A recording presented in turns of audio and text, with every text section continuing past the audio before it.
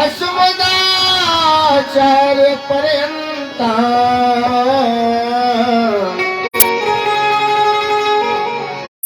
वंदे गुरु परंपरा।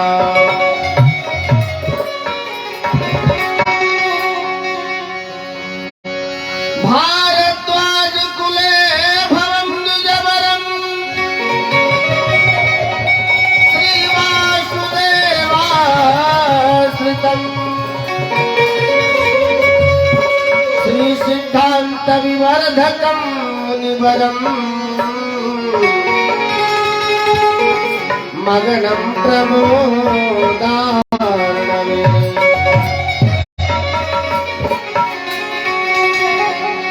विद्यावारिधितान् गतं च सकलं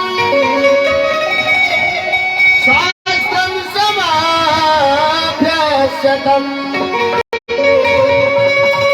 श्रीमन्तं धरणीधरं गुरुवरं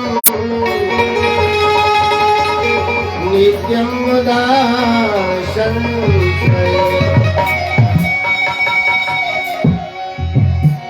भारद्वाजीय वंशं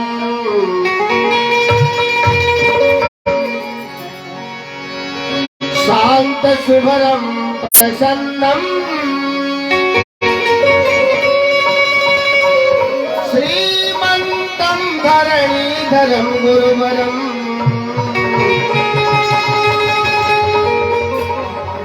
चरणाश्रितं लब्धकम्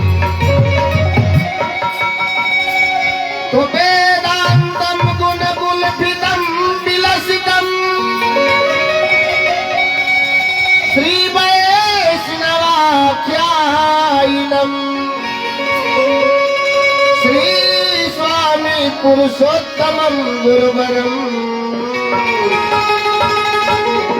चरणं च शरणार्थिनम्। स्वामी जी महाराज की।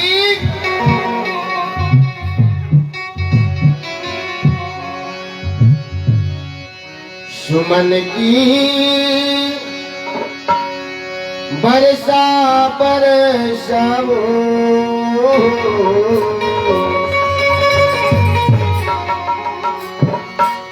सुमन की बरसा बरसाओ मेरे गुरुदेव आए हैं। सुमन की बरसा बरसाओ मेरे स्वामी आए हैं।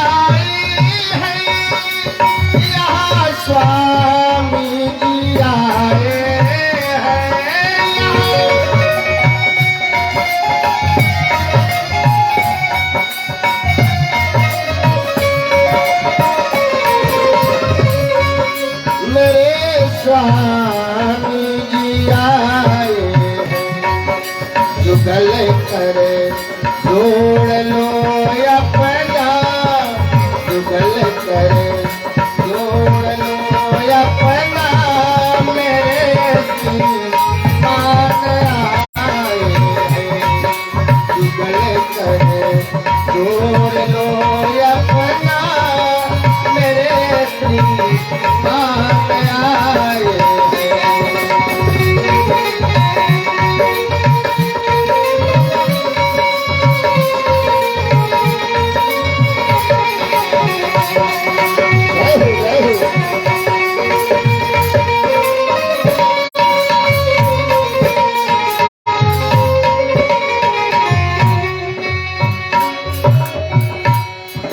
न भाषा भाव शैली है न कविता सार गर्भित है। न भाषा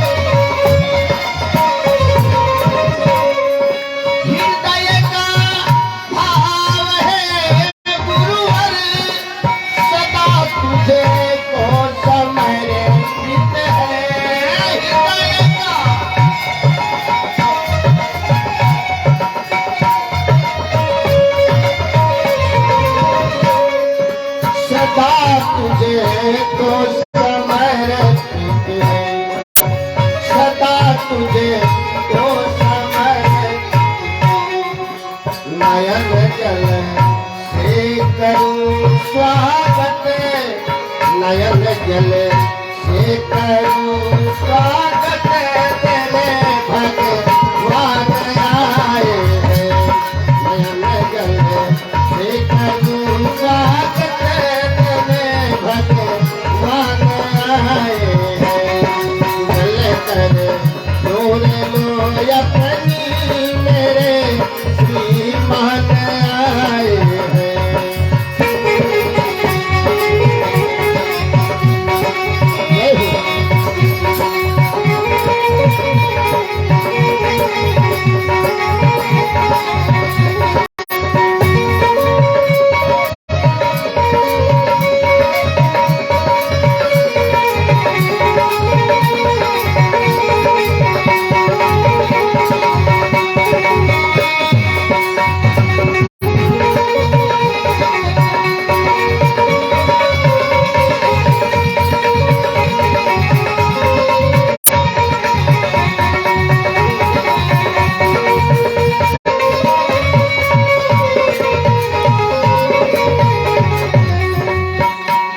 कवि का भाव है,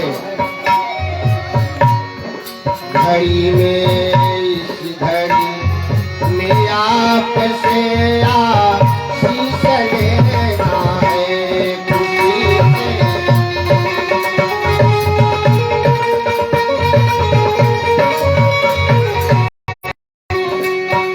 खुशी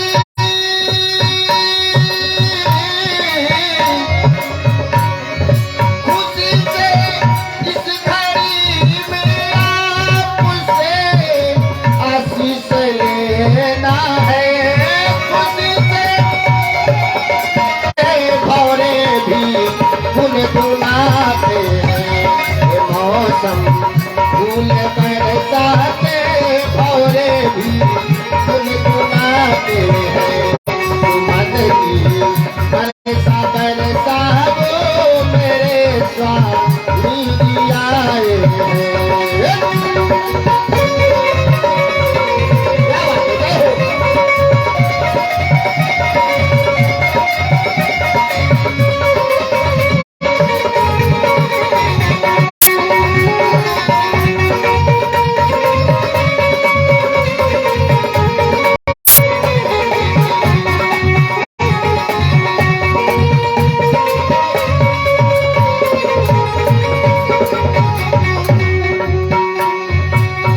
कवि का अंतिम भाव है, मेरे स्वागत की दो कड़िया इसे,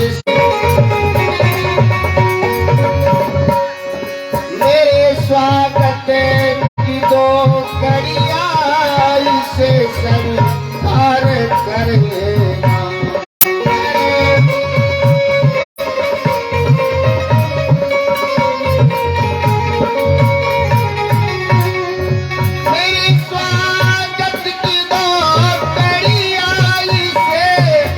स्वीकार कर लेना।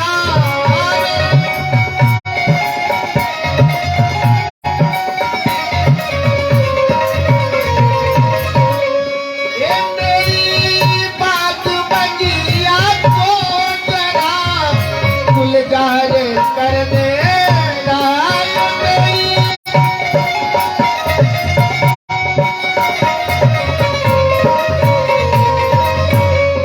जरा गुलजार कर देना, जरा गुलजार कर देना। समय अपना मुझे दे दे, समय अपना मुझे दे दे, मेरे भगवान आए हैं। समय अपना मुझे दे दे, मेरे भगवान आए हैं।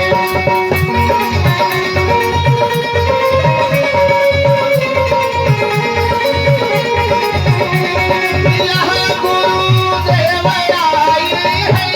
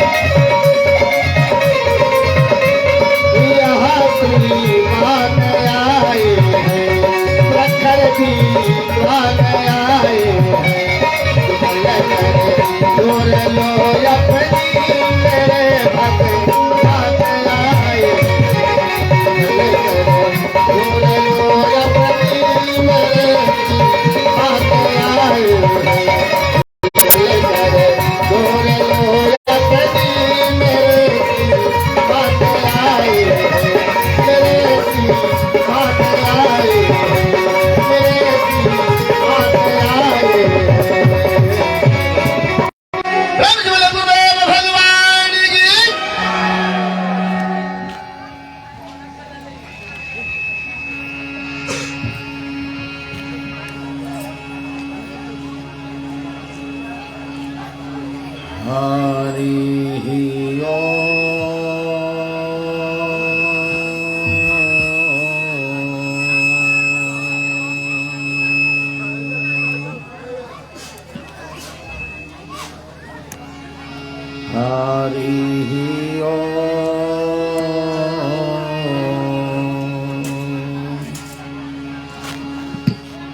शांति शांति शांति।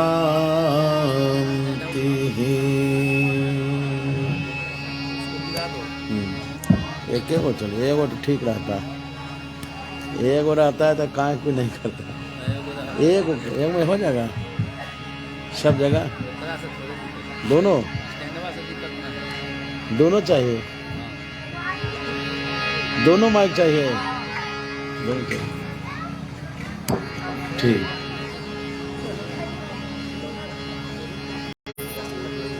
लक्ष्मी नाथ समारंभा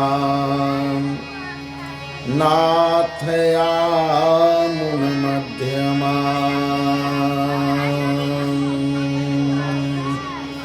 अस्मदाचार्य पर्यन्ता वंदे गुरु परंपरा। भारद्वाज कुले भवं विजवरं श्रीवासुदेवाश्रितं श्री सिद्धांत विवर्धकं मुनिवरं मग्नं प्रमोदार्णवे विद्यावारिधितं गतं च सकलं शास्त्रं समाध्यस्यतं श्रीमन्तं धरणीधरं गुरुवरं नित्यं मुदा संश्रये। बोलिए श्री वृंदावन बिहारी लाल की, श्री हनुमान जी महाराज की जय, श्री राघवेंद्र भगवान की जय।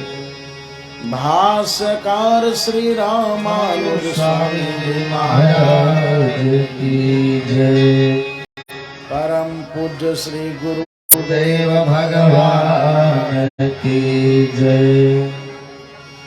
जय जय श्री सीताराम। श्रीमन्नारायण नारायण नारायण, श्रीमन्नारायण नारायण नारायण,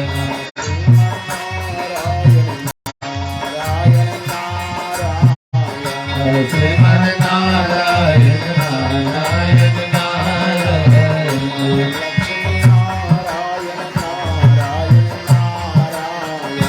लक्ष्मी नारायण नारायण नारायण,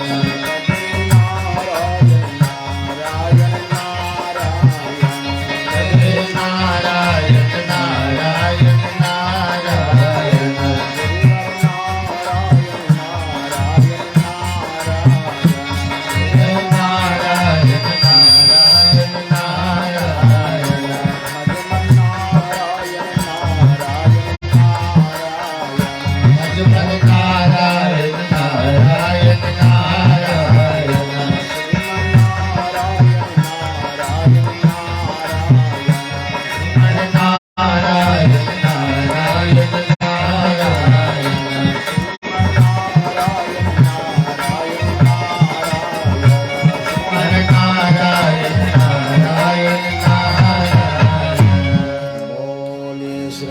नारायण भगवान की जय। परम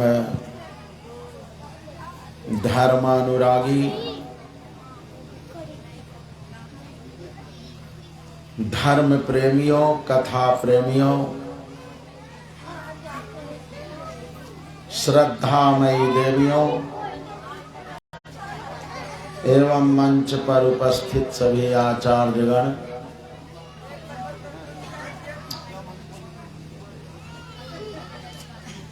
सबसे पहले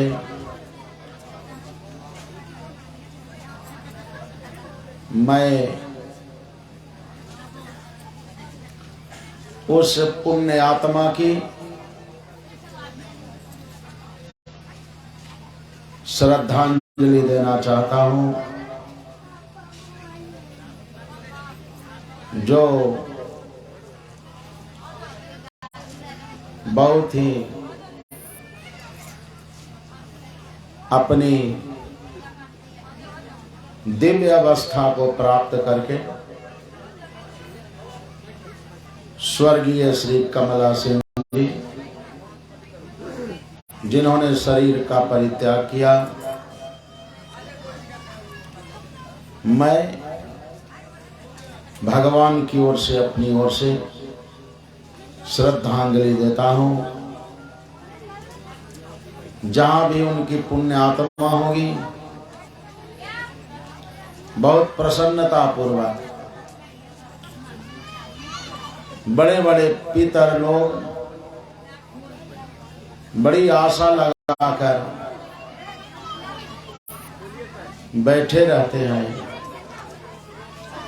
जिस गांव में कथा होती है, जिस क्षेत्र में कथा होती है और कथा की आवाज जहां तक जाती है, वहां के सारे प्राणी, इस मर्त लोकवासी, जिन्होंने इस मर्त लोक का परित्याग कर दिया, जो परलोकवासी हो गए, उनकी भी अंतरात्मा भगवान की कथा को सुनकर, भागवत की कथा को सुनकर प्रसन्न हो जाती है। क्योंकि भगवान की परम इच्छा से इस संसार में किसी का जन्म होता है और उनकी इच्छा से ही मृत्यु को संसार के लोग प्राप्त करते हैं। जब भगवान देखते हैं कि इस जर्जर शरीर से हमारी कथा सुनने की स्थिति इसके पास नहीं है, तो भगवान दिव्य शरीर को प्रदान करते हैं। भगवान की कथा हमारे कमला सिंह जी को सुननी थी, किंतु इस जर्जर शरीर से संभव नहीं था। इसलिए भगवान उन्हें अपने परम धाम में ले गए। दिव्य शरीर को धारण करके वो भगवान की कथा सुन रहे हैं। किसी के श्राद्ध के अवसर पर, किसी के मृत्यु के पश्चात अगर भागवत की कथा कानों में सुनाई पड़ जाए तो सारी पीढ़ियां पवित्र हो जाती। श्राद्ध के अवसर पर कोई भागवत का पाठ सुनावे तो उससे बड़ा और दूसरा कोई श्राद्ध प्रकरण नहीं हो सकता। भागवत में ऐसा ही लिखा गया है। 100 बार गया में श्राद्ध होने पर भी धुंधुकारी का उद्धार नहीं हुआ। भागवत की कथा सुननी पड़े, चाहे स्वाभाविक मृत्यु हो या अकाल मृत्यु हो, दोनों पक्षों के लिए।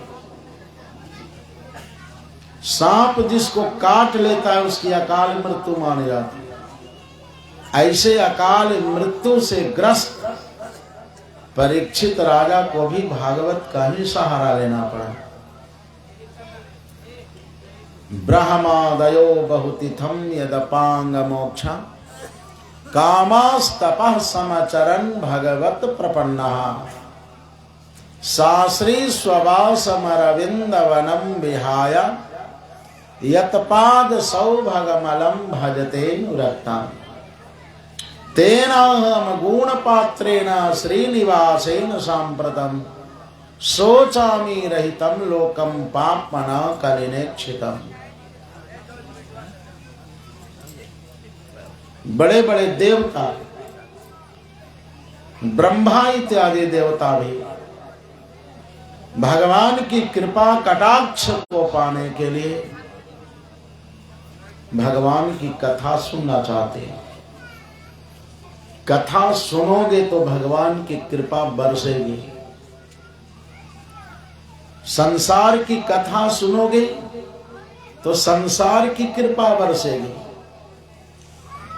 दोनों की कृपा होती है, किंतु अंतर यही है कि संसार की जो कृपा है वो लेन देन करने वाली होगी, बनिया वृत्ति की तरह।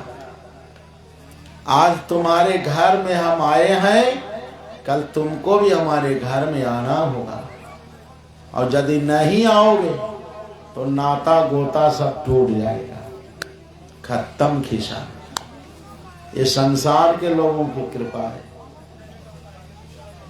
आज तुमसे है, कल ना भी हो सकता है।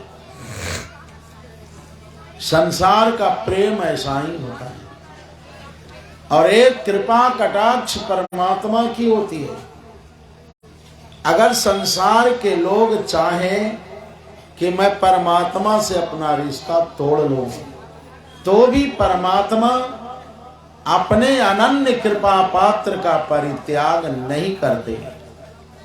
उनकी कृपा ना चाहने वालों पर भी बनी रहती है। यही अंतर है संसार का प्रेम और भगवत प्रेम। बड़े बड़े देवता चाहते हैं कि थोड़ा ऐसा भी समय हमारे जीवन में मिले जिसका मैं सदुपयोग करूं। स्वर्ग लोक में, देवलोक में भी आपस में होड़ मची रहती है। स्वर्ग का, देवलोक का सुख भोगने के लिए आपस में देवता भी कलह करते हैं, ईर्ष्या करते हैं। जब तक पुण्य का बल होता है तब तक उन्हें सुख और आनंद की वृद्धि होती रहती है, और जिस दिन उनका पुण्य क्षीण हो जाता है उसी दिन उनको स्वर्ग लोक से त्रिशंकों की तरह ढकेल दिया जाता है। नाना प्रकार की जोनियों में फिर भटकना ही पड़ता है। इसलिए कहा कि मनुष्य का जो जीवन है, सावधान होने के लिए सावधान हो जाओ, सावधानी बरतो। सावधानी नहीं बरतोगे तो जीवन जो है क्षणभंगुर है। आज है, कल नहीं रहेगा। इसलिए आपस में संगठित होकर के रहना, लकड़ी के गट्ठर की तरह। जो चार भाई थे और आपस में विद्रोह करते थे, उनके पिताजी समझाते समझाते हैरान हो गए, किंतु चारों भाई समझने को तैयार नहीं। पिताजी ने बंटवारा भी कर दिया, चारों अलग अलग चूल्हा जोड़ो, अलग अलग रहो, और मैं भी अलग रहूंगा, कोई बेटा पुतोह के तरफ नहीं, स्वयं पाकी, किसी से एक बूंद पानी भी मैं न लूंगा। परीक्षा ले ली, अलग होकर मेरे चारों पुत्र क्या करते। चारों पुत्र अलग हो गए, अलग हो करके फिर लड़ाई करते थे। गोतिया नैया के लड़ाई कभी बंद नहीं होता है। चाहे बंबई चल जाओ, दिल्ली चल जाओ, देश छोड़ दो, समुद्र के भीतर चले जाओ, जब देखा कि अलग होने पर भी लोग आपस में लड़ ही रहे हैं, इनका स्वभाव ऐसा ही है, राहु केतु छोड़ने को तैयार नहीं, अब क्या करें। एक और उपाय किया, चारों बेटों को बुलाया और लकड़ी का गट्ठर मंगवाया। कई लकड़ियां थी और अपने एक एक बेटा को बुलाता गया, कहा कि इसको तोड़ो, तब मैं समझूंगा कि तुम बलवान हो। चारों ने अपनी ताकत की आजमाइश की, किंतु गट्ठर टूटा नहीं। कहा कि चारों भाई एक साथ मिलकर तोड़ो। जब ऐसा किया तो लकड़ी टूट गई। पिताजी ने कहा, पुत्रों यही शिक्षा है, यही संस्कार है। आपस में मिलकर रहेंगे तो कितना भी कठिन समय आएगा, कितना भी संकट आएगा, कितना भी कैसा कठोर कार्य होगा, वो सिद्ध हो जाएगा। जो धर्म है, भागवत की कथा है, सबको जोड़ने का काम करता है, जोड़ता है। जुड़ो, किसी भी तरह से जुड़ने का जो साधन है वो भागवत ही, भगवान की कथा है। इसलिए बड़े बड़े देवता निरंतर प्रयत्नशील रहते हैं कि ऐसा समय कब आएगा जब भगवान की कथा सुनने का मौका मिलेगा। जो गौ का रूप धारण करके साक्षात पृथ्वी माता बहुत दुख भोग रही थी, बहुत दुख। और जो धर्म था बैल का रूप धारण करके दुखे भोग रहा था। जो बैल है ना, वो धर्म का स्वरूप माना गया है। वृषभ, धर्म ने पृथ्वी से पूछा, गौ रूप धारिणी पृथ्वी से पूछा कि हे गौ माता, तुम आंसू क्यों बहा रहे हो? तुम्हारे नेत्र से जो दुखद आंसू बह रहे, इसका कारण क्या है? जिसके घर में गाय आंसू बहाती, जिसके घर में नारी को दुख दिया जाता हो, जिसके घर में कोई स्त्री दुख भोग रही हो, जिसके घर में कोई बैल दुख भोग रहा हो, पशु पक्षी कष्ट में हो, वो घर का जो मालिक है वो पुरुषार्थहीन हो जाता है, उसकी ताकत स्वतः क्षीण हो जाती है, वो अपने धर्म से भ्रष्ट हो जाता है। क्या कारण है दुख का? पृथ्वी कहती है कि हे वृषभ, हमारे दुख का कारण और कोई दूसरा नहीं है, एक ही कारण है। कोई मुझको सता नहीं रहा है। ये पृथ्वी की जनता कहीं असभ्य आचरण तो नहीं करने लगी, कहीं कोई अभद्र भाषा बोलकर तुम्हारे दिल को तो नहीं दुखाया, कहीं इनका खान पान बिगड़ तो नहीं गया। पृथ्वी कहती है कि धर्म हमारे दुख का एक ही कारण है कि जिनकी कृपा से मैं संसार में परम आनंद को प्राप्त करती थी, जिनके रहने से धर्म बचा हुआ था, सत्य था, दया, दान, तितिक्षा, सहनशीलता, गंभीरता, ये बड़े बड़े सद्गुण इस धरती पर वास करते थे। ओ भगवान श्री कृष्ण चंद्र जी ने अपनी लीला का संवरण कर लिया है, यानी अपनी लीला को समेट लिया। अब भगवान श्री कृष्ण इस धरती पर नहीं रहे। जिस दिन भगवान श्री कृष्ण चंद्र जी ने इस धरती का परित्याग किया, उसी दिन इस धरती पर कलयुग का शुभारंभ हो गया। यस्मिन् कृष्णो दिवम याता, मतलब 5123 वर्ष पहले, आज के 5123 वर्ष पहले भगवान श्री कृष्ण चंद्र जी इस धरती पर स्वयं विराजमान थे। अभी प्रथम चरण भी बीता नहीं। 4,32,000 वर्षों की कलियुग की आयु होती है। अभी तो पहले चरण का प्रथम पल भी नहीं बीता है। भगवान स्वयं विद्यमान थे और जाते समय प्रभु ने भागवत में प्रवेश किया। संसार के लोगों को ये संदेश दिया कि हे मानवों, जो भागवत की कथा को सुनेगा, जिनके घर में भागवत नाम का ग्रंथ होगा, उसके घर में कलियुग का प्रवेश नहीं होगा, नहीं होगा।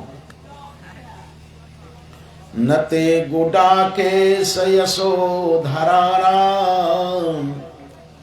बद्धांजलिर्वै भयमस्ति किंचित न वर्तितव्यं भवता कथंचन क्षेत्रे मदीये त्वमधर्म बंधो अनागस्वीय भूतेषु यायागस निरंकुशः आहर्तास्मि भुजं साक्षात् अमर्त्यस्यापि सांगदम्। परीक्षित राजा का वचन है कि अगर हमारे राज्य में कोई उपद्रवी उपद्रव करता है, कोई अराजकता फैलाता है, गौ ब्राह्मणों का जो शत्रु बना है, जो नाश करता है, नाश करने की योजना बनाता है, गौ ब्राह्मणों को दुख देता है, हमारे राज्य में यदि कोई कलिजुग नाम की सत्ता है, यदि कोई देवता भी हो उस रूप में, तो मैं उसकी भुजा को काट दूंगा, हम छोड़ेंगे नहीं। बड़ा भारी संकल्प है। किंतु जब कलिजुग उनकी शरण में आया भयभीत होकर, तो उन्होंने उस पर दया भी कर दी, क्योंकि परीक्षित राजा बड़े दयालु भी थे। पांडवों के वंशधर थे।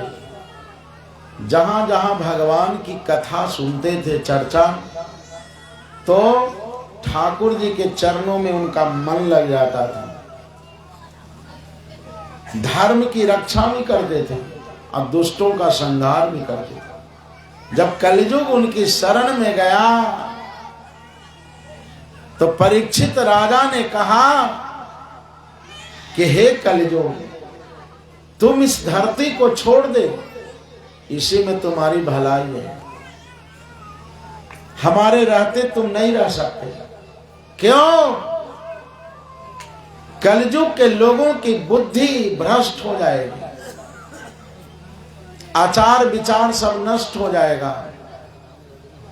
यह जो भारत देश है, ये यज्ञ भूमि है, ये भोग भूमि नहीं है, खाओ पियो मौज करो वाली भूमि नहीं, तपस्वियों के लिए तपस्या की भूमि है।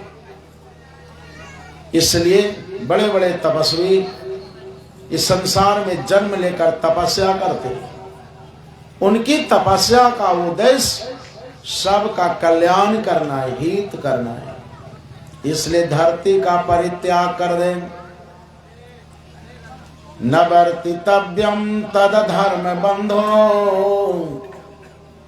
धर्मेण सत्येन च वर्तितव्यं ब्रह्मावर्ति यत्र जन्ति यज्ञे यज्ञेश्वरम यज्ञवितान विज्ञः। ये ब्रह्मावर्त नाम का क्षेत्र है। ये भारत वर्ष की जो भूमि है ब्रह्मावर्त है।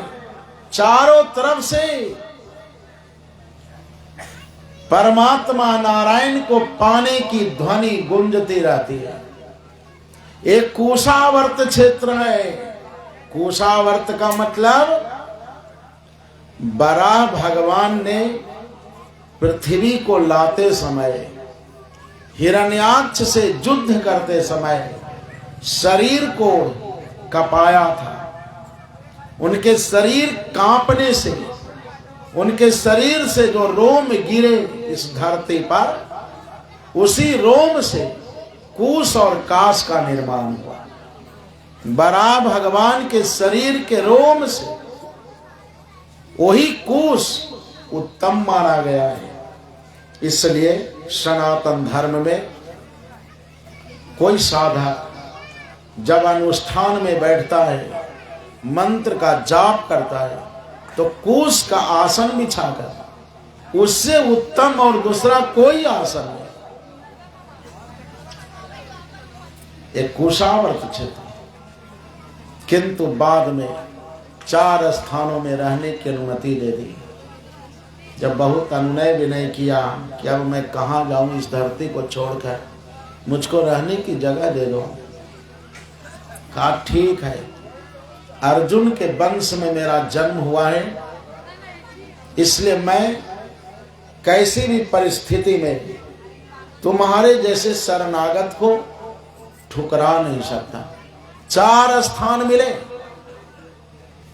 द्यूतम पानम स्त्रिय सुना यत्रा धर्मश्चतुर्विधा। जहां जुआरी लोग जुआ खेलते हो, वहीं पर तुम्हारा वास होगा। समझ लीजिए कलियुग कहां कहां रहता है। पानम, जिस गांव के लोग, जिस घर के लोग जो दारू पीते हो, शराब पीते हो,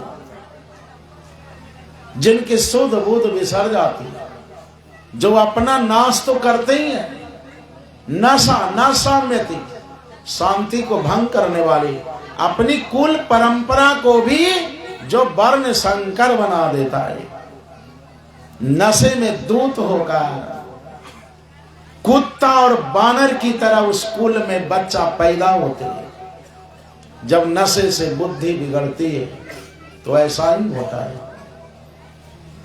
उस घर में तुम रहना। स्त्रियां, जो वेश्यालय है, जो वेश्यावृत्ति होती है, जिस घर में, जिस जगह में, जिस स्थान में जो शरीर व्यापार करते हैं, उस घर में तुम्हारा वास नहीं होगा, सत्य का वास नहीं होगा। किंतु कलियुग तो अडिग होकर वास करेगा। और सुना, जहां बद्धा स्थान हो, कसाई खाना,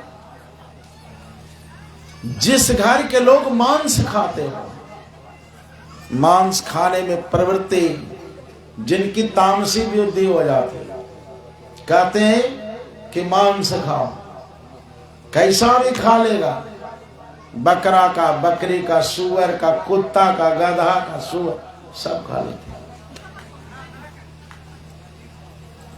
और वो भी अपने को महान समझता है। ऐसा तामसी व्यक्ति, तामसी बुद्धि वाला, उस घर में तुम्हारा वास होगा। किंतु कलियुग को संतोष नहीं हुआ राजन।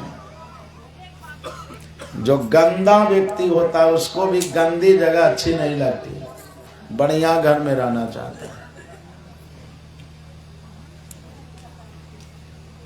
सुअरिया नाली में भी रहता है, किंतु उसको रहने के लिए भी बखोर बनाया जाता है, अलगे से वो घर। तब 5वां स्थान सोना में रहने की अनुमति दे दी। ये सोना परमात्मा की संपत्ति है। इसमें जिसकी स्वार्थ बुद्धि हो जाएगी, उसमें कलयुग का वास हो जाएगा। सुनते नहीं कि कानों में कनवाली लगाकर जा रही थी, ट्रेन पर चढ़ी रही थी, कोई आया स्त्री लंपट और कन में फाड़ करके चला गया। नाक में लगा कर जा रही थी, नकिए फाड़ दिया। और 9 2 11 हो गया। बहुत ऐसा सुनने को मिलता है। लोभ की प्रवृत्ति हो जाती है। और परीक्षित राजा सोना का मुकुट पहनकर शिकार खेलने के लिए जंगल में गए थे और सोना में कलयुग को रहने की अनुमति दे दी। वो जो मुकुट था, जब पांडव लोग स्वर्ग में चले गए, स्वर्ग आरोहण की यात्रा पांडवों ने की, तो परीक्षित राजा ने संदूक को खोला, उसमें एक मुकुट मिला, सोना का मुकुट।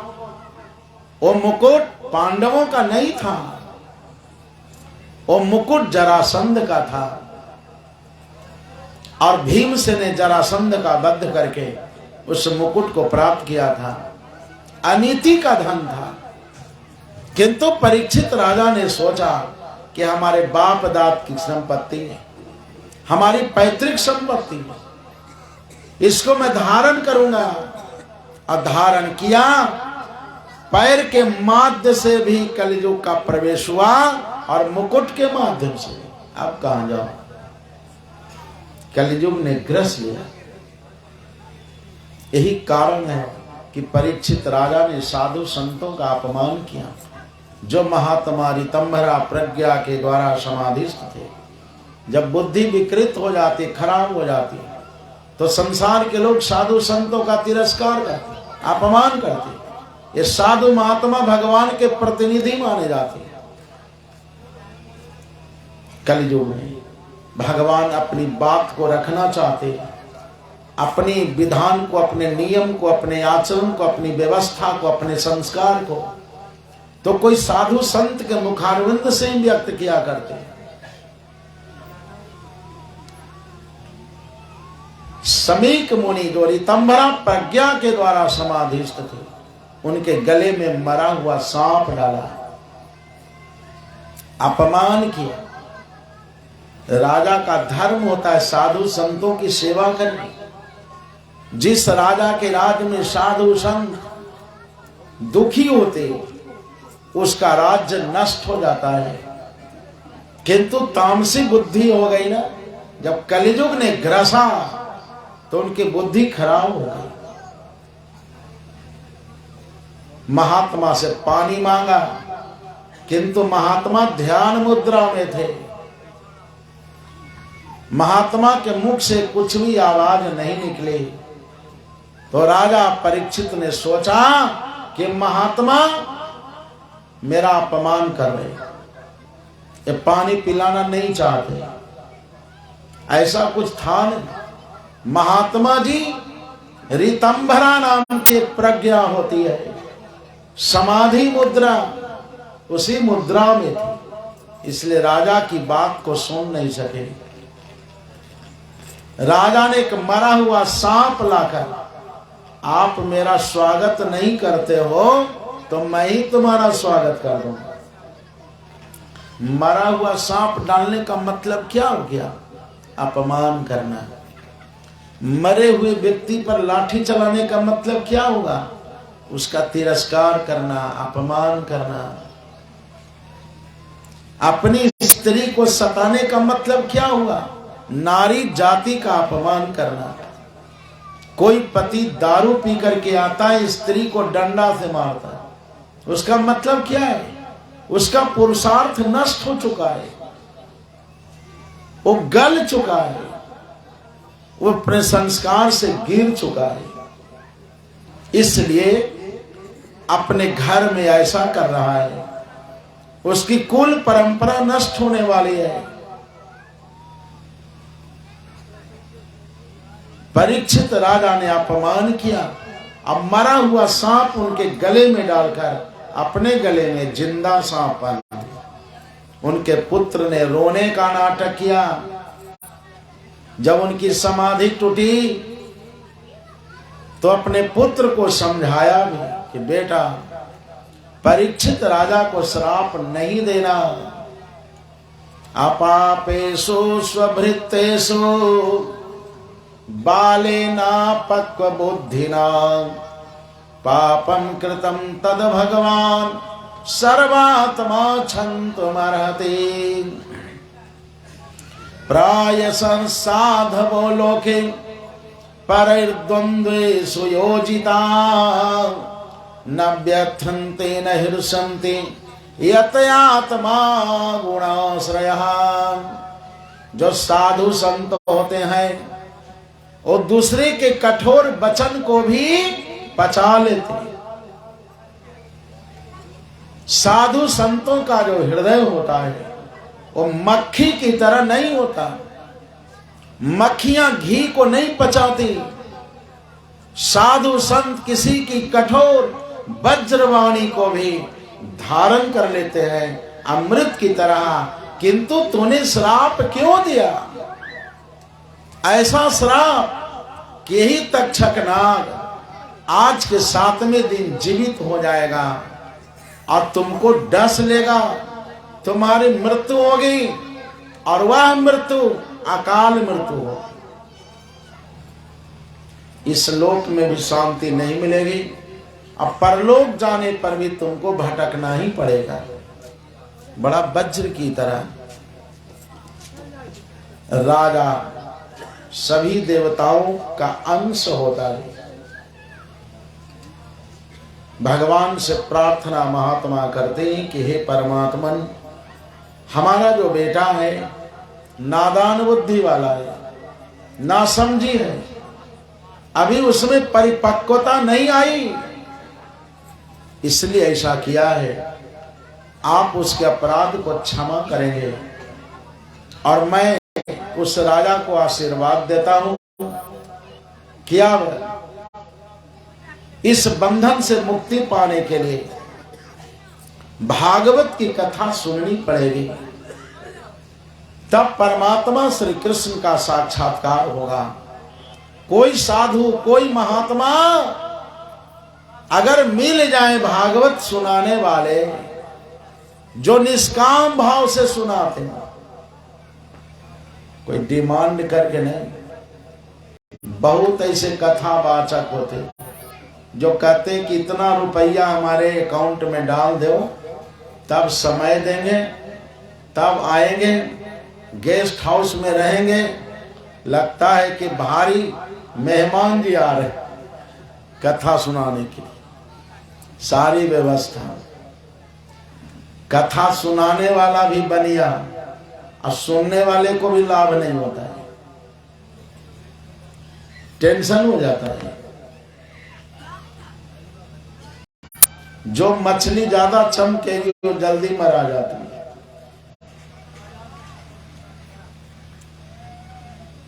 श्रद्धा पूर्वक, निष्काम पूर्वक सुखदेव जी कहते हैं कि राजन, अगर 7 दिन का समय न भी होता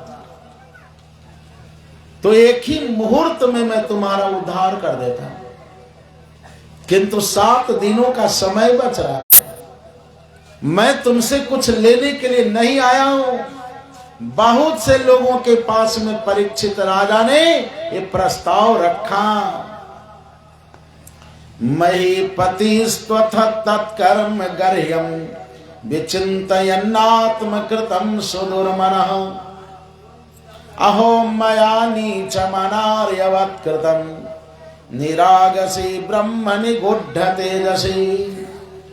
आदमी कुछ समय के लिए गलत काम कर देता है, तामसी भाव में आकर, राजस भाव में आकर अपनी स्थिति से गिर जाता है, किंतु बाद में बहुत पश्चाताप करना ही पड़ता है।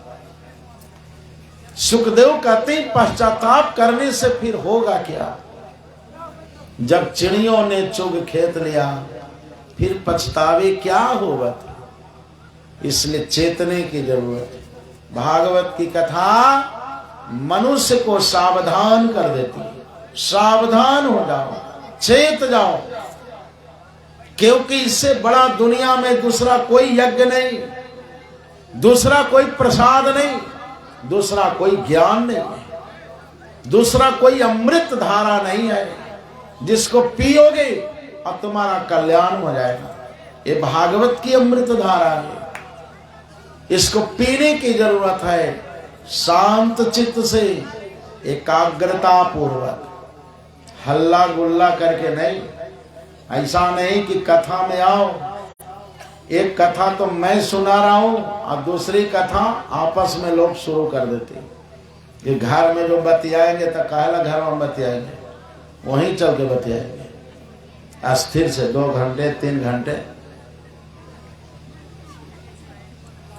अब बतियाने से क्या होता है? यदि 2 औरत कथा में बात करती हो आपस में घर की बात, तो मरने के बाद में गुलगुलैनी के घर में जन्म लेती है, समझ लीजिए। अब पुरुष हो तो गुलगुलिया बनता है। दोनों की लड़ाई देखे होंगे, कभी सुलझती नहीं है, सदैव उलझते ही रहते हैं दोनों, दिन रात लड़ते हैं, कहीं बगीचा में कहीं चौराहे पर ठहर जाते हैं। इसलिए कहा सावधान हो जाओ। यदि उच्च स्वर में कथा में कोई आवाज करता है, तामस भाव में आकर लड़ने की मुद्रा में कथवे में लड़ाई करेंगे, तो उसका फल क्या होता है? जो पुरुष होगा वो कुत्ता जोनी में जन्म लेगा और स्त्री होगी तो कुतिया बनेगी, और उस जोनी में फिर दोनों लड़ाई करेंगे, शांति नहीं मिलती। इसलिए कहा सावधान, अपना मुख का किवाड़ पट बंद करो और कर्ण का जो दरवाजा है कान का उसको खोल दो पूरी तरह से, अच्छी तरह से। परीक्षित राजा कहते हैं कि हमने बड़ा भारी अपराध कर दिया, बड़ा भारी अपराध, एक नीच पुरुष की तरह हमने काम किया है। अनार्य राजा होने पर भी लगता है कि मैं अपने संस्कार से गिर गया, कलिजुग से मैं ग्रसा गया, हमारी बुद्धि मारी गई, अब मैं करूं तो क्या करूं। जब श्राप मिला तो उनकी राजधानी छूट गई, वैराग्य हो गया। जब पता चला कि 7वें दिन मृत्यु होने वाली, जब पता चल जाता है कि मौत होने वाली है, आदमी को पते नहीं है कि हम कखनी मरेंगे, इसीलिए उधेड़ बुन में फंसा हुआ है। बड़ी बड़ी कल्पना कि आज 1 लाख कमाए तो कल 2 लाख कमाएंगे, एकदम लोभ के जाल में फंसा हुआ है। और मौत भी हमारे सिर पर अटैक कर रही है, इसके बारे में पता नहीं कब मरेगा। वो लाख वाला गट्ठर बांध के ले जाएगा या जो धर्म का आचरण करेगा वो साथ में लेकर जाएगा। उसका ज्ञान भागवत की कथा सुनने से होता है। इसलिए जीवन में कथा की जरूरत है। कथा से मनुष्य जो बिखर चुके हैं एक सूत्र में बंध जाते हैं। एक सूत्र में बांधने के लिए कथा की जरूरत है। तत्रोपजग्मु भुवनम पुनाना महानुभावा मुनया सशिष्या प्रायेण तीर्थाभिगमापदेशे स्वयं हि तीर्थानि पुनन्ति सन्तः। बड़े बड़े ऋषियों के पास परीक्षित महाराज जाते और प्रार्थना करते हैं, हे मुनियों, हे देवताओं, ऋषियों, कोई ऐसा प्रसंग सुना दो कि 7वें दिन मेरा उद्धार हो जाए।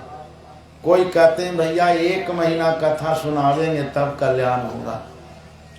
कहा कि हमको तो 7वें दिन चले जाना, 1 महीना तो रहना भी नहीं, हमारी मृत्यु निश्चित हो गई है।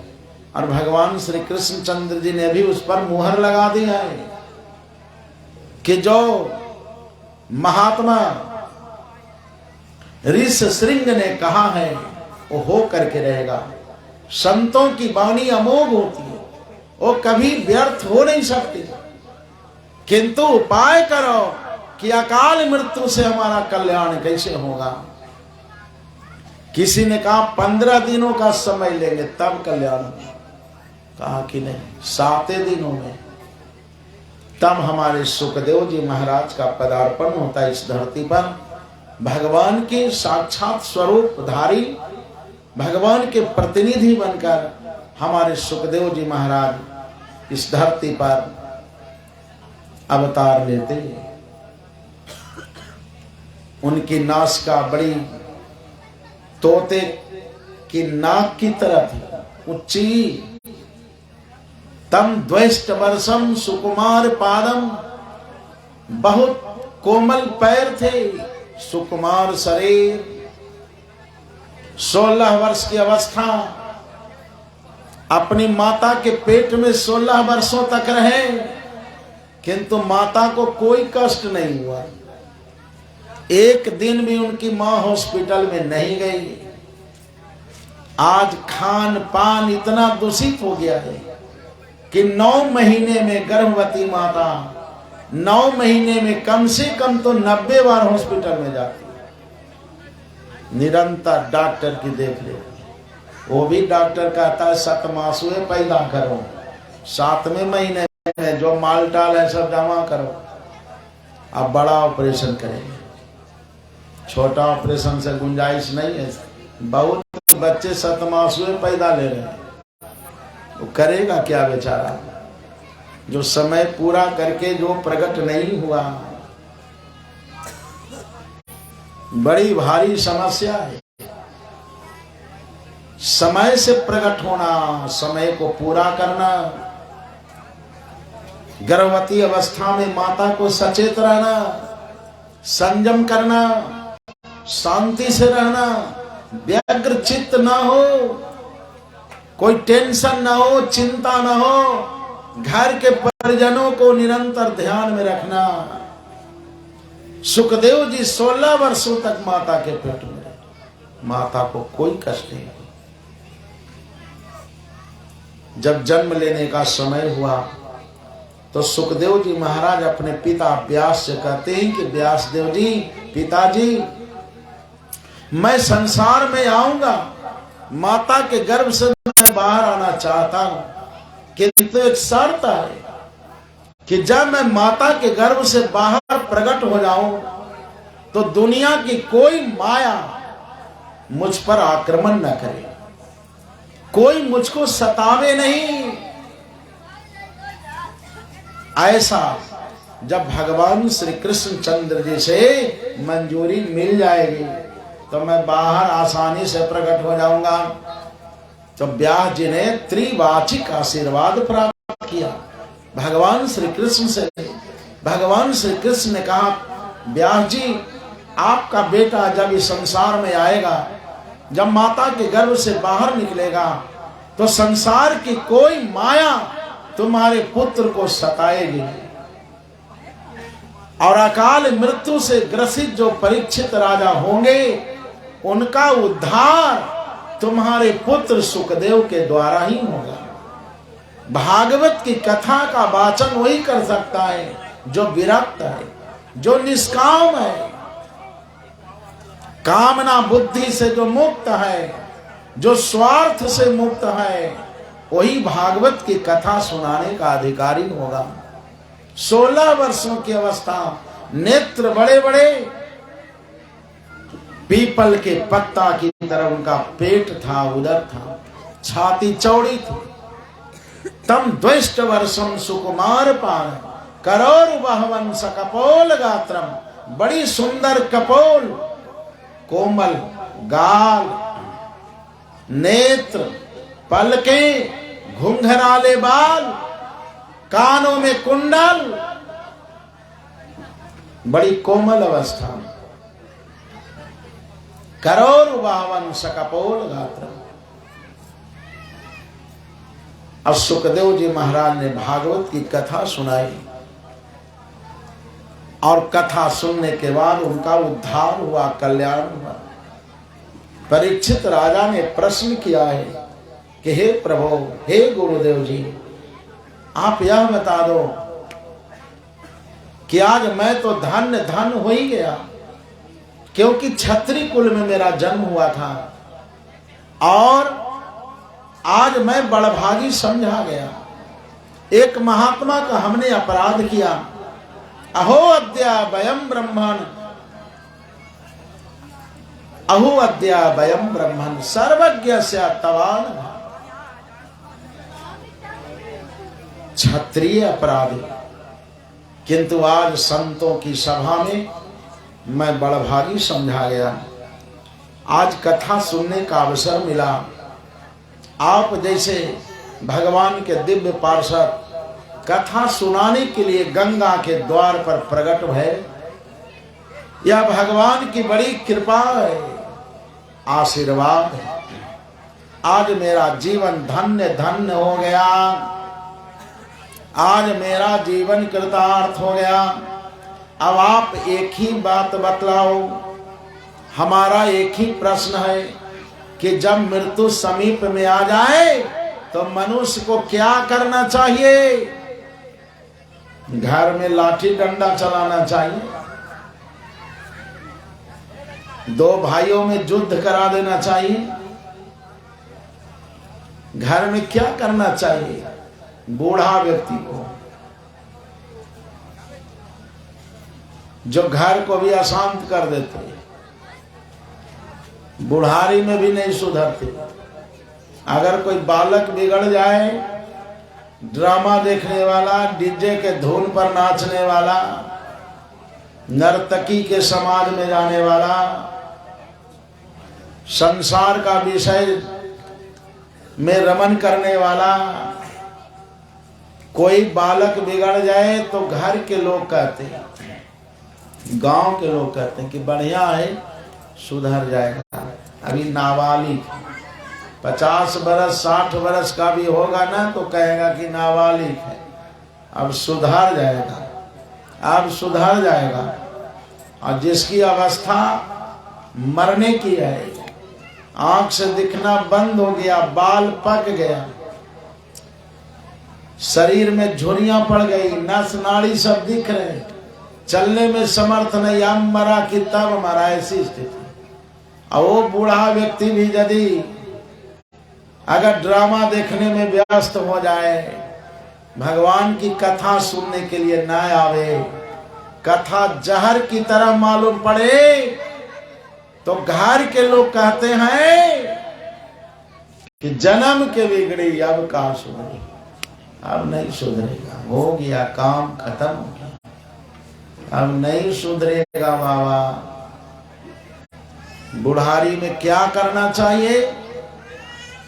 अतः पृच्छामि संसिद्धे योगी नाम परमं गुरुम पुरुषस्य हयत कार्यम म्रियमाणस्य सर्वथा एवं आभासितः पृष्टः सर्वाज्ञास लक्षणया गिरा प्रत्याभासत धर्मज्ञो भगवान बादरायणे।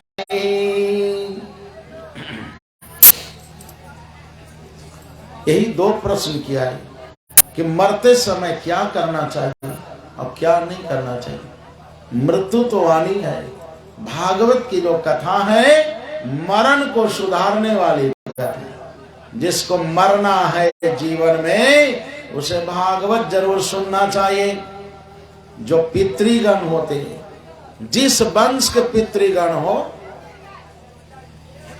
बाप दादे परदादे जो चले गए शरीर को छोड़ करके, अपने उत्तरजों के लिए छोड़ करके चले गए, वो आज बड़ी प्रसन्नता व्यक्त कर रहे, वो आशा लगाए रहते, भगवान से प्रार्थना करते हैं, हे प्रभु हमारे वंश में ऐसा बालक कब जन्म लेगा, हमारे वंश में कोई ऐसा वंशधर कब पैदा होगा जब हमारी तृष्टि के लिए, जब हमारी संतुष्टि के लिए, जब हमारी प्रसन्नता के लिए, हमारा उद्धार करने के लिए भागवत की कथा को सुनेगा। जब उनके वंश का कोई बालक श्रोता बनकर भगवान की कथा को श्रवण करता है तो पितृगण प्रसन्न हो जाते और प्रसन्न होकर के आशीर्वाद की वर्षा करते। भागवत की कथा से पितृगणों की प्रसन्नता होती है।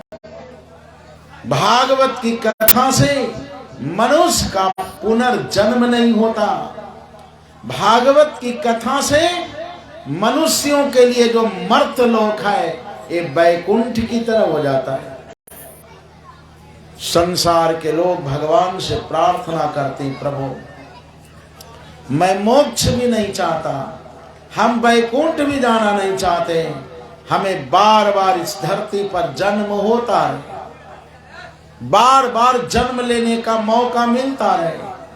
जब संसार में मैं आऊंगा तो आपसे हमारी यही प्रार्थना होगी कि किसी न किसी तरह से भगवान की कथा हमारी कानों में पड़ती रहे। मैं किसी जोनी में जन्म लूं, कोई अच्छा काम न करने के कारण हो सकता है मनुष्य की जोनी मुझको न मिले, कोई दूसरी जोनी में भी भटकना पड़ सकता है। चाहे जिस जोनी में हमारा जन्म हो कोई परवाह नहीं, किंतु आपके भक्तों का संग करने का मुझको मौका मिले, सत्संग सुधा पीने का मौका मिले। बड़े बड़े पशु पक्षी भी भागवत की कथा को सुनने के लिए प्रतीक्षा करते हैं, कान को दोने की तरह खड़ा रखकर सत्संग रस को पीने का काम करते हैं। ऐसी है भागवत की कथा, मनुष्य जीवन के लिए बड़ा सुधारक है, मनुष्य जीवन को सुधारने वाली कथा।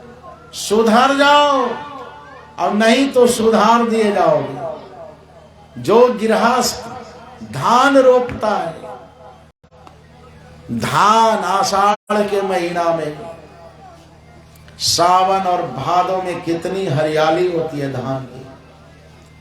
गृहस्थ जब अपने खेत के मेड़ पर चढ़कर जब चलता है तो उसे बड़ी प्रसन्नता होती है।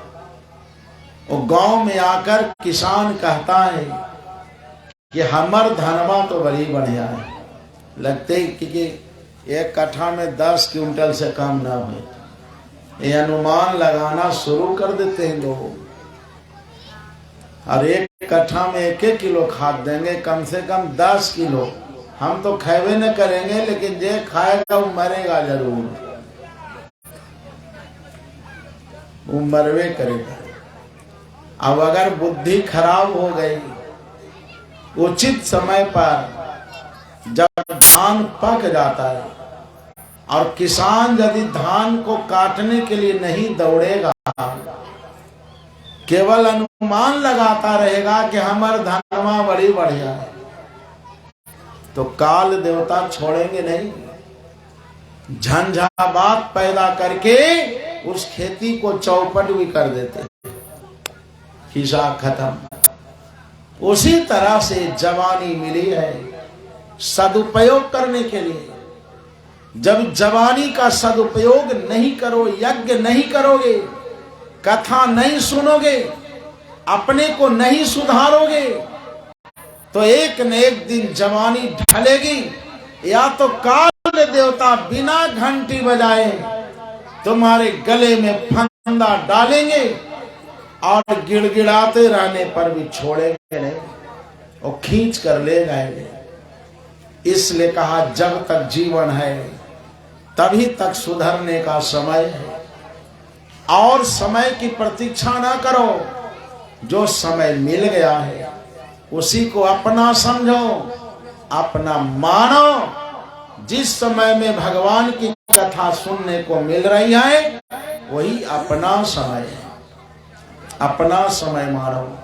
आपका कल्याण होगा, मंगल होगा, इसमें कतई संदेहास्पद नहीं है। बोलिए श्री वृंदावन बिहारी लाल की जय।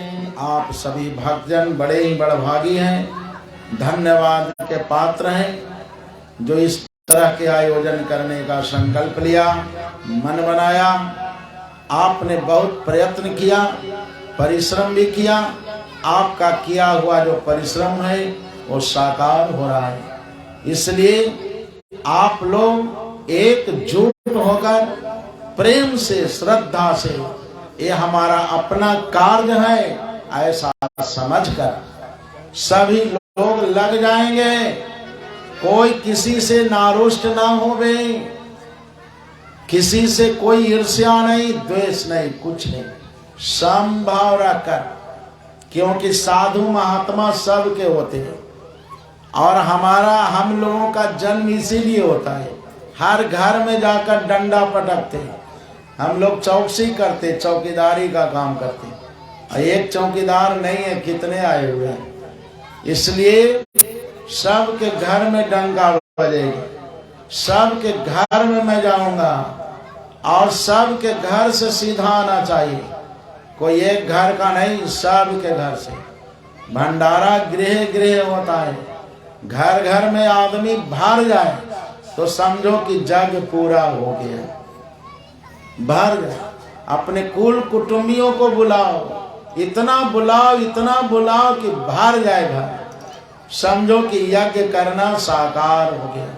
सभी घर से सीधा आना चाहिए, चाहे जिस गांव के हो, जिस क्षेत्र के हो, जिस घर के हो, सबसे भगवान की ओर से, अपनी ओर से मैं यही प्रार्थना करता हूं, आबाल वृद्ध वनिताओं से आप में एकजुटता बनी रहेगी तो धर्म की जय जयकार निरंतर होता ही रहेगा।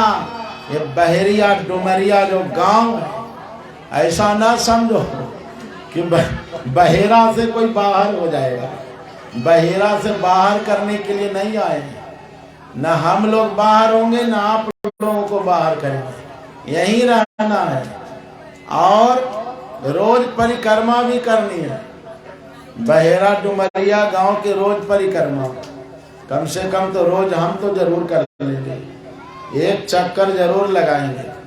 परिक्रमा का जो मार्ग है, जो आज हम देखे समझे, तो ऐसा लगा कि एक परिक्रमा रोज हो सकती है, 10 किलोमीटर से कम नहीं।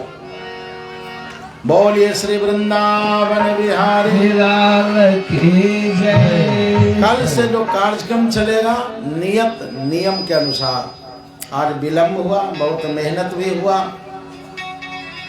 सभी का कार्य है, तो कल से क्या बजे से पूजा 7 बजे से 8 बजे तक भागवत भगवान की पूजा होगी और 8 बजे से पारायण पाठ चलेगा, तो 12 साढ़े 12 बजे समाप्ति होगी और 12 बजे रोज भगवान की आरती होगी, भागवत भगवान की। और जो वेदी बन रहा है, जो कुंड तैयार हुआ है, उनकी भी पूजा शुरू होगी। कल वेदी पूजन होगा और कल अग्नि देवता पृथ्वी पर वास करेंगे, इसलिए अग्नि प्रज्वलित भी होगी और हवन रोज होगा। जिनको भी हवन करना होगा तो हवन करेंगे नियम के अनुसार, जो आचार्य जी के द्वारा बतलाया जाएगा। सभी भक्तजन हवन करेंगे एक नियम, एक अनुशासन, एक सिस्टम के अनुसार, भेड़िया धसान नहीं। और हवन में ऐसे फेंका फेंके भी नहीं। हवन फेंक करके करने से क्या होता है, आदमी दरिद्र हो जाता है। वो देवता जी का भोजन है, भगवान का भोजन है, हवन आहुतियां और भोजन शांति से कराए जाते हैं, फेंका फेंकी करके नहीं। भात दाल सान करके कोई किसी के मुंह पर फेंक देगा तो क्या होगा, उसका फल क्या होगा। इसलिए अन्न का अपमान हो जाएगा। इसलिए शांति से बैठ करके 5 ही बार करो, किंतु बढ़िया से करो। और जो यज्ञ मंडप है, देवी जी का मंडप, इनकी प्रदक्षिणा होगी श्रद्धा के अनुसार। आप सभी ग्रामवासी, क्षेत्रवासी रोज परिक्रमा करेंगे। हवन करने की जिनकी चाहत होगी तो हवन भी करेंगे। और 7 बजे से लेकर के 11 बजे तक ओ मंडप पूजा और हवन का कार्य चलेगा।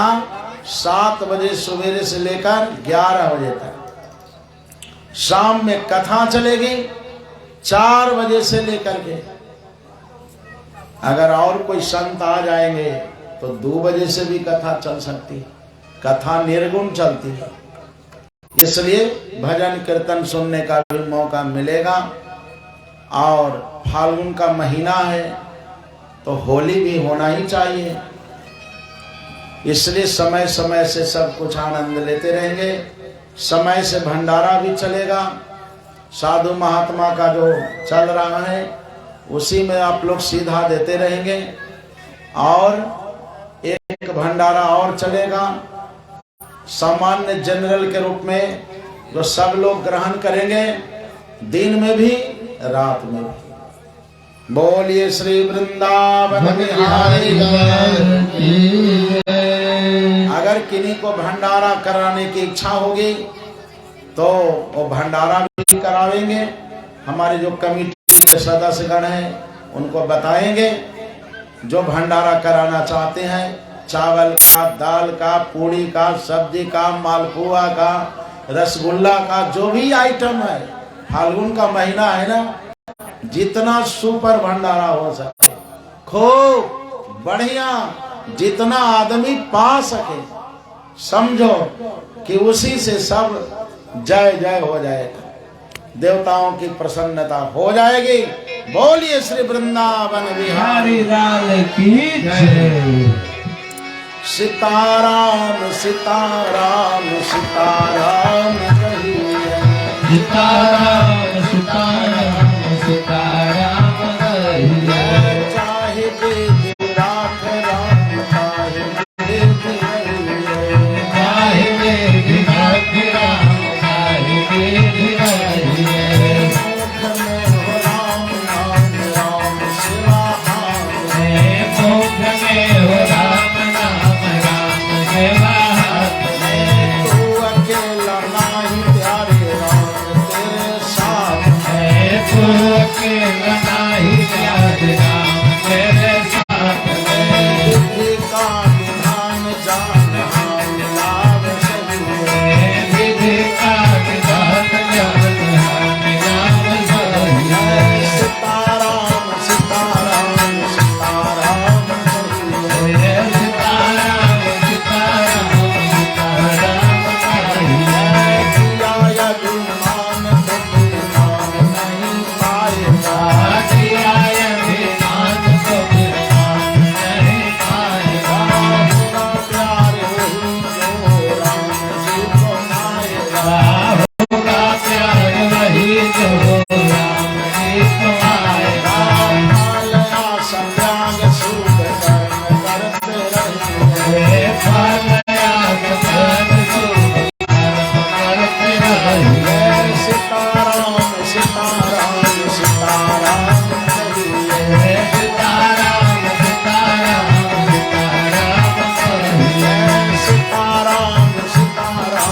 सीताराम कहिए, सीताराम सीताराम सीताराम कहिए।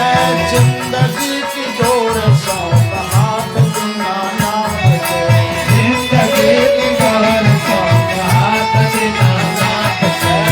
महलों में राख चाहे जो बड़ी निवास है, महलों में राख चाहे जो बड़ी निवास है। धन्यवाद निर्विवाद सीताराम कहिए, धन्यवाद निर्विवाद सीताराम कहिए। सीताराम सीताराम सीताराम कहिए, सीताराम सीताराम सीताराम कहिए। आशा एक राम जी से दूजे आशा छोड़ दे, आशा एक राम जी से दूजे आशा छोड़ दे। नाता एक राम जी से दूजे नाता तोड़ दे, नाता एक राम जी से दूजे नाता तोड़ दे। साधु संग राम रंग अंग अंग रंगिए, साधु संग राम रंग अंग अंग रंगिए। राम रास प्यार प्यारे राम रास कीजिए, राम रास प्यार प्यारे राम रास कीजिए।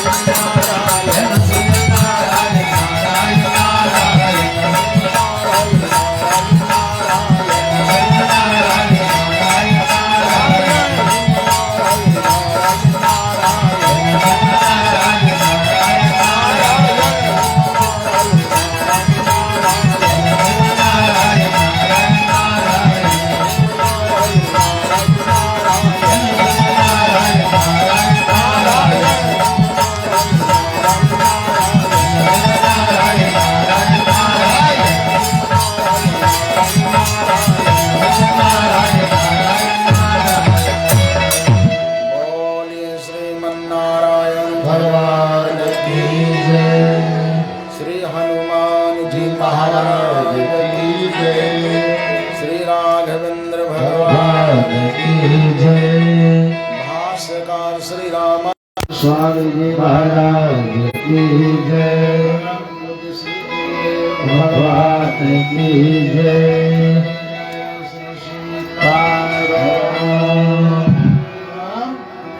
सब जनता जनार्दन की जय। आरती आरती लेके सभी भक्तजन आरती में अपने स्थान पर खड़े हो गए।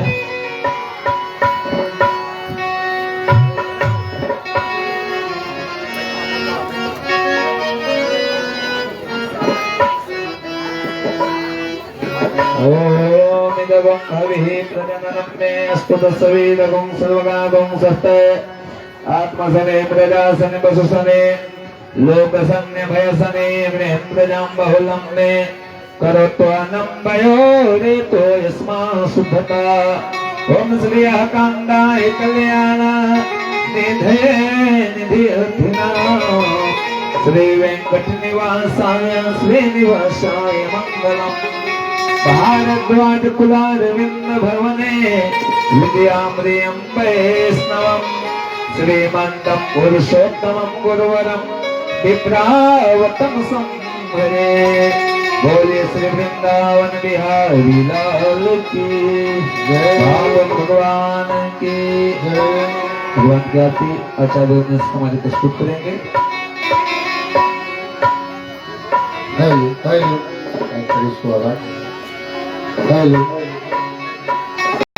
सुखदेव परीक्षित भागवत भगवान की आरती। सुखदेव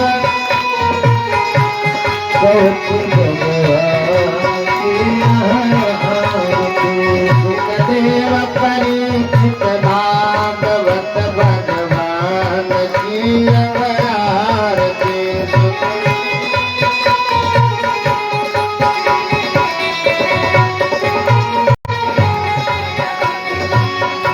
सागर से जीव को फल में पार उतारती। भव सागर से जीव को फल में पार उतारती। भव सागर से जीव को फल में पार उतारती। भव सागर से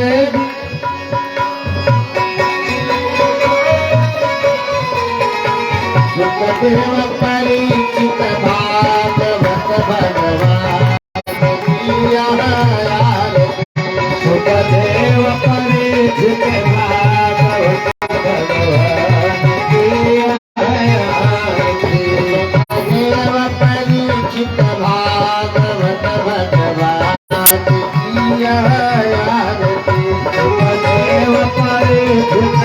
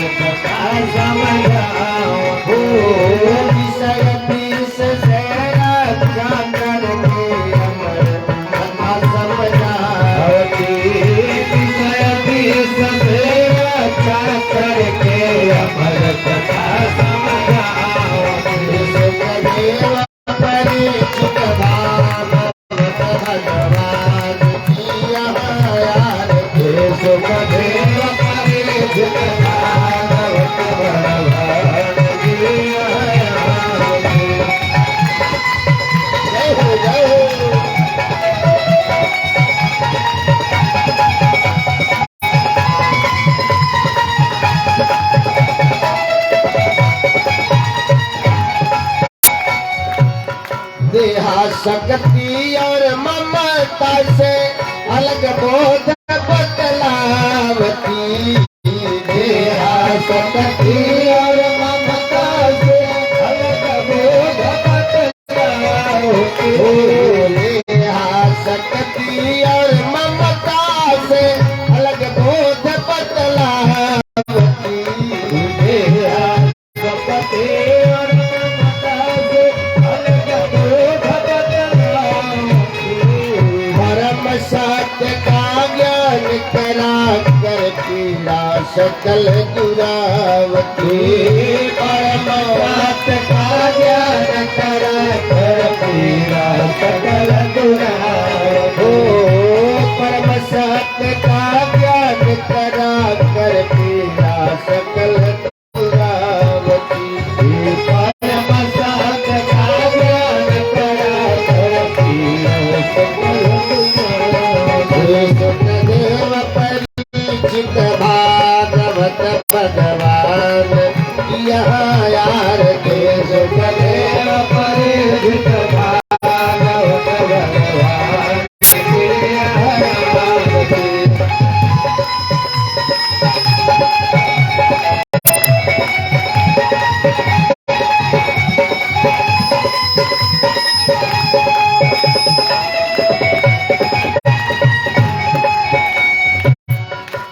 विद्या गाथे अनेक क्षण भर में सुन जावती।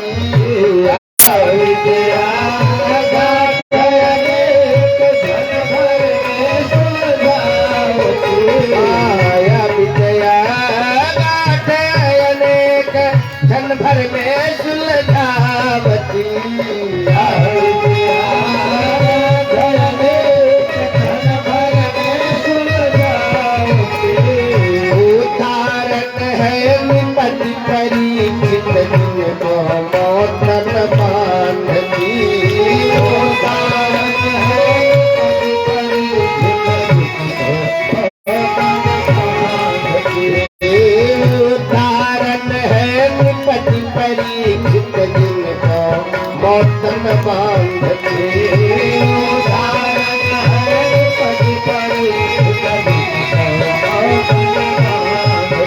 सुखदेव परिचित भागवत भगवान की यहाँ यार के।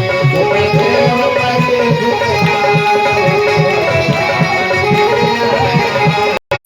सुखदेव परिचित भागवत भगवान की यहाँ यार के।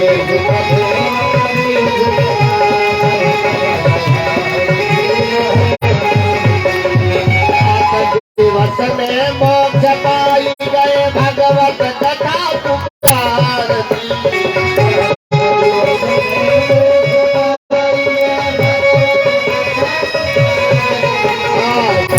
दिवस में मोक्ष पाई गए भगवत कथा पुकारती। दिवस में मोक्ष पाई गए भगवत कथा पुकारती। मैं सब लोग कर जोरी पुकारे मंगल मैया यार थे।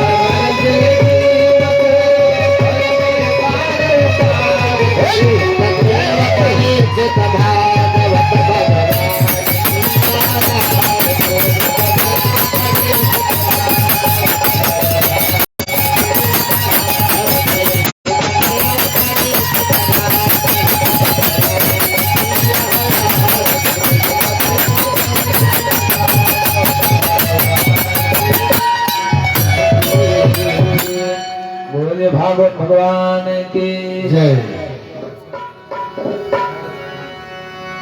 तो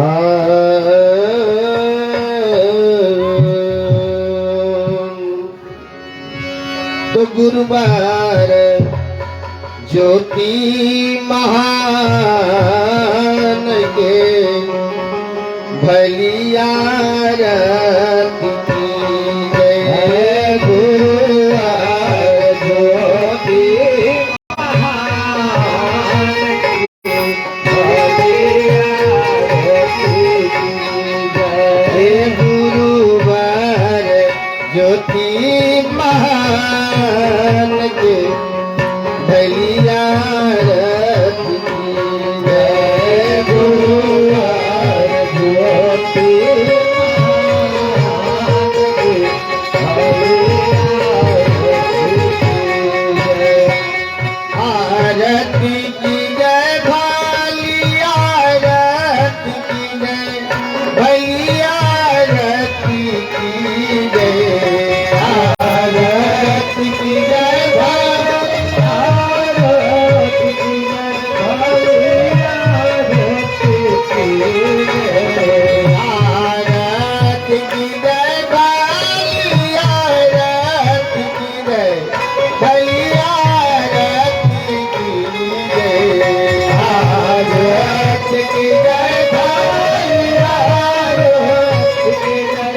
भलिया रति की जय। गुरुवार ज्योति महान के भलिया रति की जय। गुरुवार ज्योति महान के भलिया रति की जय।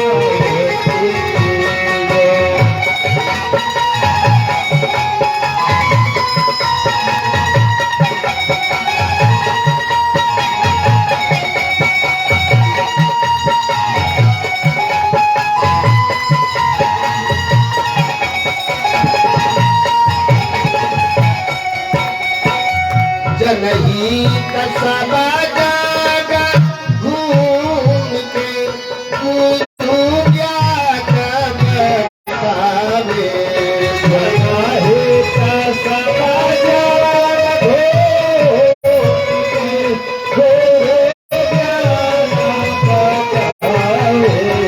मोहाती साजन सोवत गुरु जोरी जगावे।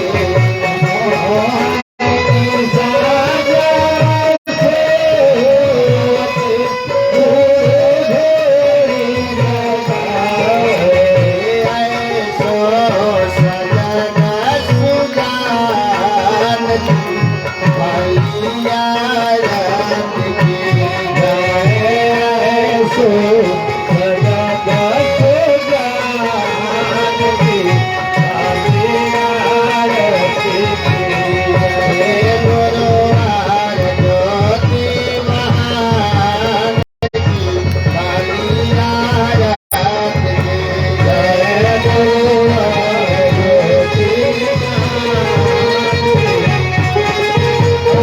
रति की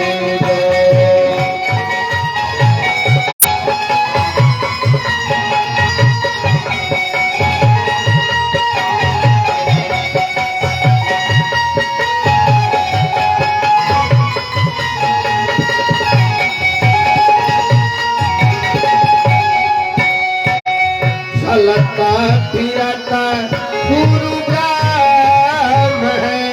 आयु विष्णु बखानो। चलता फिरता गुरु ब्रह्म है। आयु विष्णु बखानो। नाती बिना गुरुदेव को शिव शंकर जानो। नाती बिना गुरुदेव को शिव शंकर जानो। सुभाषिता ज्ञान की भलिया रति की जय। सुभाषिता ज्ञान की भलिया रति की जय।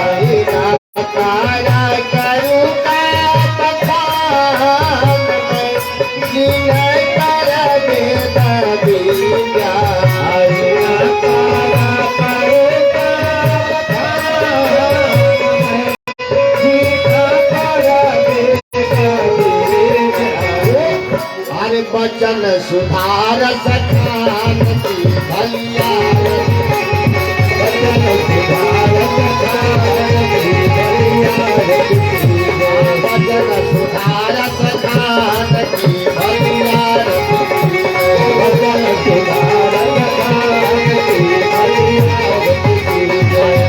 मैं सब मत मान के जग कर कहूँगा